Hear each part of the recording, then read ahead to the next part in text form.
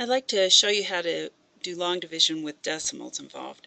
And there are two different types of situations that you run into when you're dealing with decimals and long division. You can have a number out here on the outside of the division symbol with no decimals, such as this first problem. Or you can have a number on the outside of the division symbol that does have a decimal, such as the second problem. Whether or not there's a decimal underneath the division box, it doesn't matter so much.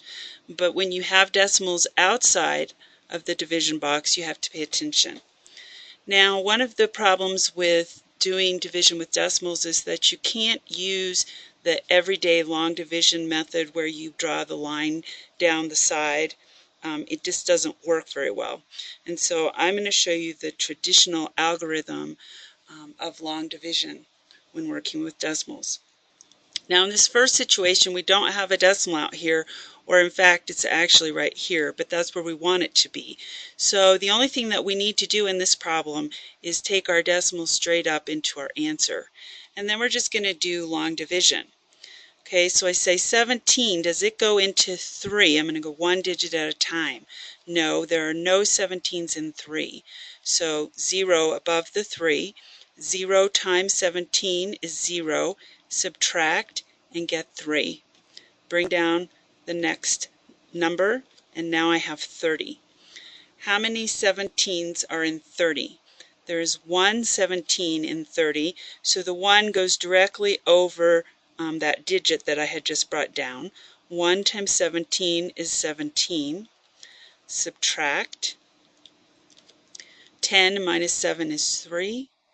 2 minus 1 is 1. So I have 13. I always want to check and make sure at this point that the number I got is less than this number up here that I'm dividing. And it isn't, so we know we've done it right so far. So we need to bring down the next number. Okay, and now I have 136. So how many 17s are there in 136? Well, I'm not sure, I can't tell. And so I need to estimate and check and see. So I'm going to do a guess and check. So I'm thinking 17 is pretty close to 20, and 136 is pretty close to 140. So if I thought about how many 20s were in 140, 20, 40, 60, 80, 100, 120, 140, there are 7 of them. And so I'm going to guess 7. And so I'm going to just go off to the side or down below here and check and see what 17 times 7 is. 7 times 7 is 49. 7 times 1 is 7, plus 4 is 11. I get 119. And I have 136 that I'm taking it out of. So subtract, see what I have left over. 16 minus 9 is 7. 2 minus 1 is 1. And I have 17 left over, which means I could have chose 8, and then I'll get 136 exactly. So I'm going to choose 8. And we'll just do the multiplication to make sure we're right. 8 times 7 is 56.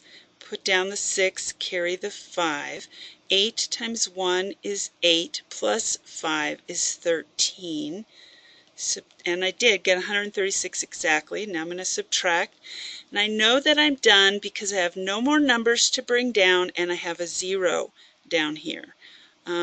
If I didn't have a 0 down here and I had no more numbers to bring down, I would go ahead and add some zeros up here and bring them down until I ended up with 0 at the bottom. So my answer must be 1.8. Now in the other situation, if I do have a decimal out here outside of the division box, what do?